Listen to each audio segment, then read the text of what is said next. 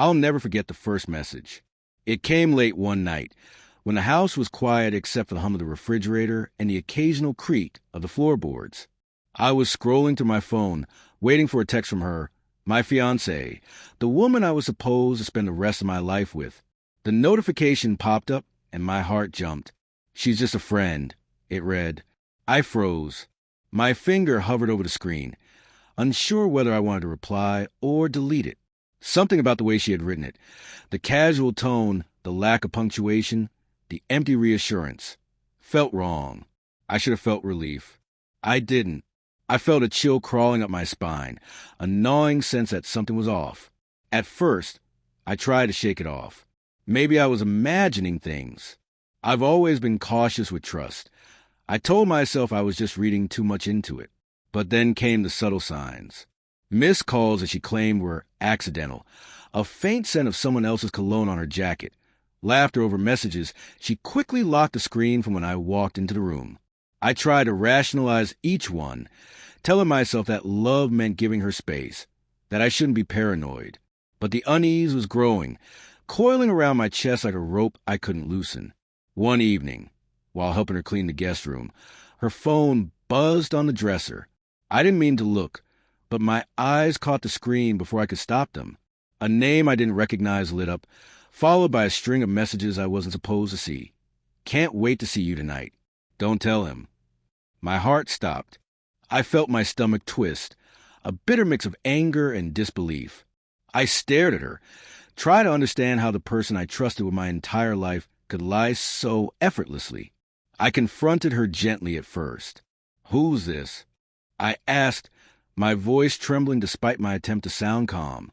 She laughed it off, eyes darting, a nervous edge in her smile. "He's just a friend," she said, repeating the same phrase from that first message. Her voice was too steady, too rehearsed. Something in me broke at that moment, a quiet shattering I couldn't put back together. Over the next few days, I tried to convince myself I was wrong. Maybe it was harmless. Maybe I was being paranoid. But then I started noticing the patterns. Messages deleted too quickly, her phone tucked out of sight, excuses that didn't add up. My mind ran through every shared memory with a cruel lens, wondering which ones had been real and which were just facades. Every laugh, every touch, every whispered promise started to feel like a lie. The breaking point came when I accidentally synced her phone with my laptop while trying to set up a movie. The conversation history was there in black and white, undeniable. Long, intimate messages meant for someone else, messages that called her by pet names she had never used with me, invitations to secret meetings, laughter over shared secrets she refused to share with me. My vision blurred as I scrolled, unable to comprehend how deeply she had hidden this from me. I called her into the living room, phone in hand, my voice trembling. I saw everything, every message, every lie. "How could you?" Her face went pale. There was a flicker of guilt, maybe even fear. "It's not what you think," she started, but I shook my head. "I don't think anything. I know," I said, my voice quiet but firm. "I can't marry someone who lies to me like this. Someone who calls herself my partner but has been sharing everything with someone else behind my back." Her eyes filled with tears, and I saw a part of her that was real, vulnerable, regretful. "I didn't mean for it to happen like this. I didn't want to hurt you." "But you did," I said softly. "Every single day, with every secret, every message you thought I wouldn't see. I trusted you with my life, and this is what you did." She reached out, but I stepped back. It hurt more than anything to turn away, to deny her the comfort we had shared for years. But I couldn't undo what I had seen. I couldn't ignore the betrayal. The next morning, I called off the wedding. I told her calmly, because yelling wouldn't change the truth. The engagement rings were returned, the invitations canceled, and every plan we had made together felt like a lie I had believed. She cried, and I felt a pang of sorrow, but underneath it all was a quiet, steady certainty. I had to protect myself, my heart, my dignity.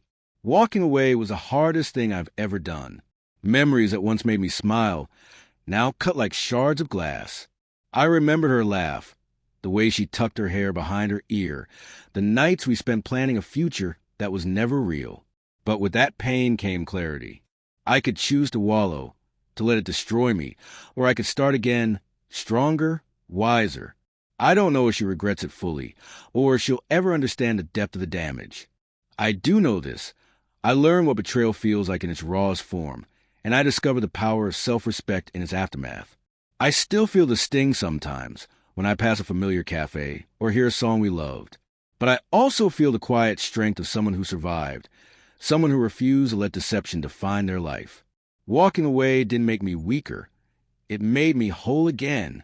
And that night, the memory of her words, "He's just a friend," will forever echo in my mind, a reminder that trust, once broken, cannot be repaired with excuses alone.